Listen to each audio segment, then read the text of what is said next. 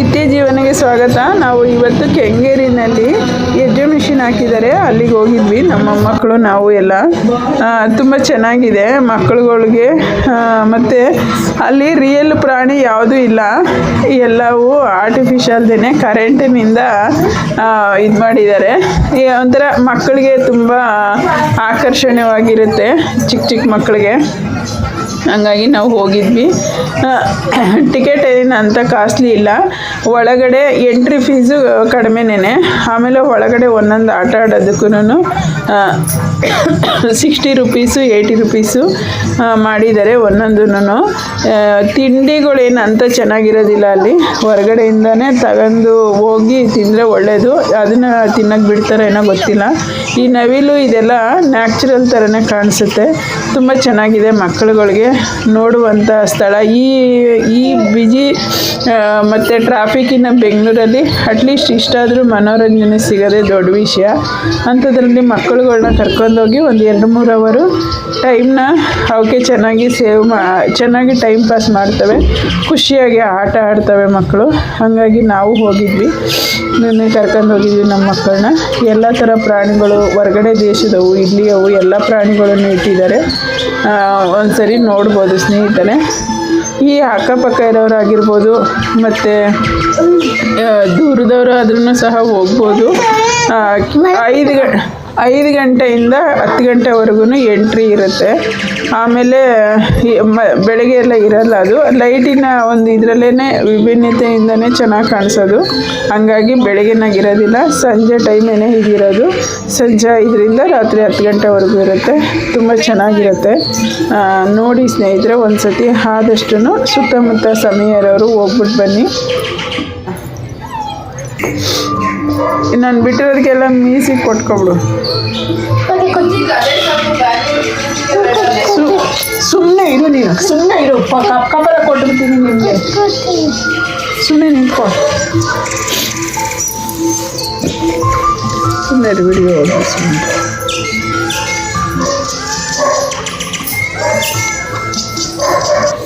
ನೋಡಿ, ಇದೆಲ್ಲ ತುಂಬ ಮಕ್ಕಳಿಗೆ ನೋಡೋದಕ್ಕೆ ಇಂಟ್ರೆಸ್ಟ್ ಆಗುತ್ತೆ.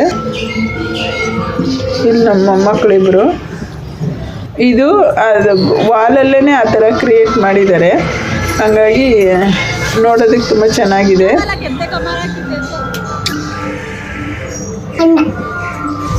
ಇದು ಒಂದು ಫ್ಯಾಮಿಲಿನ ಇಲ್ಲಿ ಮಾಡಿದ್ದಾರೆ. ಕಾಡು ಮನುಷ್ಯರುಗಳು ಇವರು 2 ಮಕ್ಕಳನ್ನ ಕೂರಿಸ್ಕೊಂಡು ಕೂತಿದ್ದಾರೆ. ಆ ಥರ ಒಂದು ಚಿಕ್ಕದು ಮನೆ, ಅದನ್ನು ಕ್ರಿಯೇಟ್ ಮಾಡಿದ್ದಾರೆ ಇಲ್ಲಿ.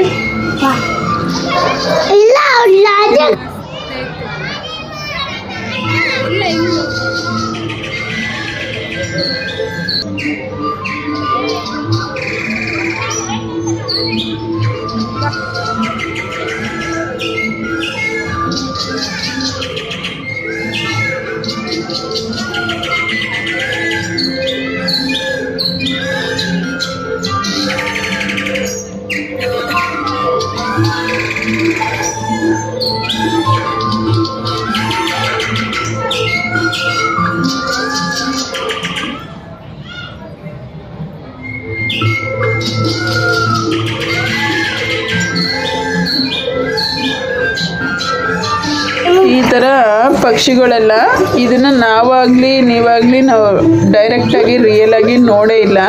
ಅಟ್ಲೀಸ್ಟ್ ಇಷ್ಟು ಆರ್ಟಿಫಿಷಿಯಲಲ್ಲಾದ್ರೂ ಹೋಗಿ ನೋಡಿಸಿದ್ರೆ ಮಕ್ಕಳುಗಳಿಗೆ ಪ್ರಾಣಿಗಳು ಪಕ್ಷಿಗಳದ್ದು ಒಂದು ನೆನಪು, ಒಂದು ಇದೆಲ್ಲ ಇದೆ ಅನ್ನೋ ಅಂಥ ಒಂದು ಮನೋಹರಿಕೆ ಅವ್ರಿಗೆ ಇರುತ್ತೆ.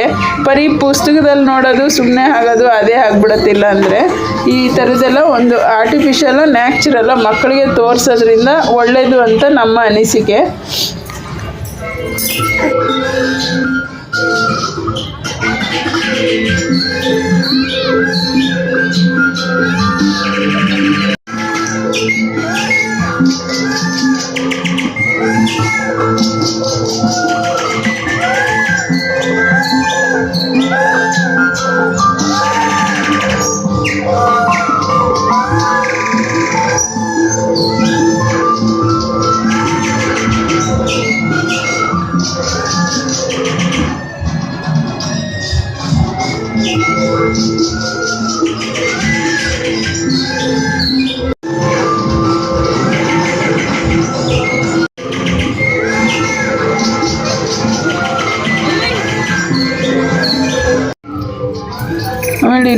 ಆಟ ಸಾಮಾನುಗಳಂತೆ ಮತ್ತು ಈ ಸಂಡಿಗೆಗಳಂತೆ ಉಪ್ಪಿನಕಾಯಿ ವೆರೈಟೀಸು ಮತ್ತು ಈ ಸಂಡಿಗೆಗಳು ಎಲ್ಲವೂ ಇದೆ.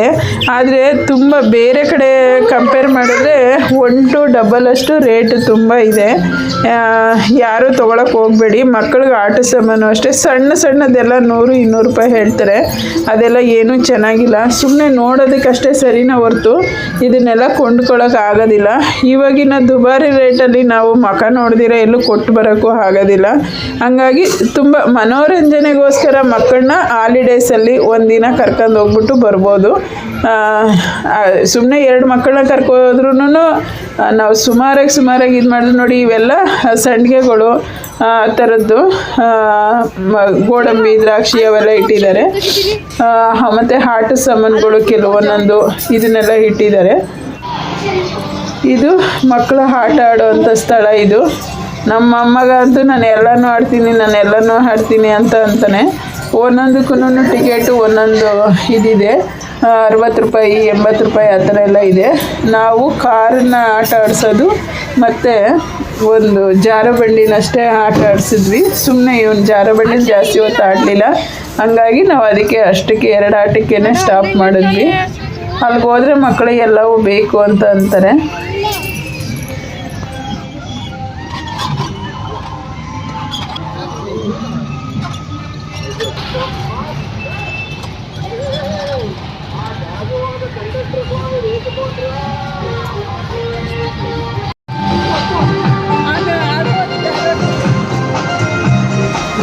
ನೋಡಿ, ಇದು ಜಾರಬಂಡಿ ಒಂದು ಆಟ ಆಡ್ದ ಒಂದು ಸ್ವಲ್ಪ ಹೊತ್ತು. ಅದು 10 ನಿಮಿಷಕ್ಕೆ 60 ರೂಪಾಯಿ ಟಿಕೆಟು.